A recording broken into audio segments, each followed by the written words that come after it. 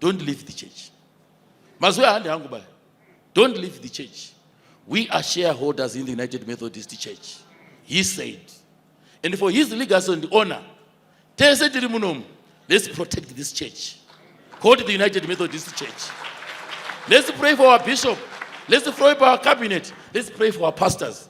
This church, the longevity of this church is in our hands.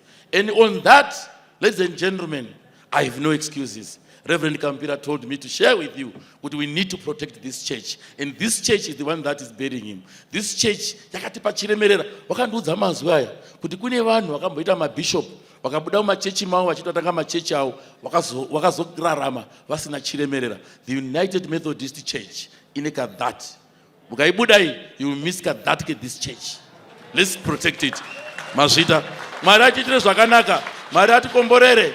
Isusu tichiramba tiri United Methodist makamira kudaro tichichengeta church regionalization will not allow us to have ngochani kuno. Isusu tichiramba takachengeta church. Wafudzi wedu vakadaidzwa vesawo. Church inochengetwa. Dzamarara kumagumo. Wadikane mukabuda muchechi ndikazokuona wabuda muchechi inoi. Ndikazokuona wabuda muchechi. Wanamai madhuku machena muda kuasirani. Church inochengetwa dzamarara kumagumo. Ndi Jesu Kristu tenzi wedu. Amen.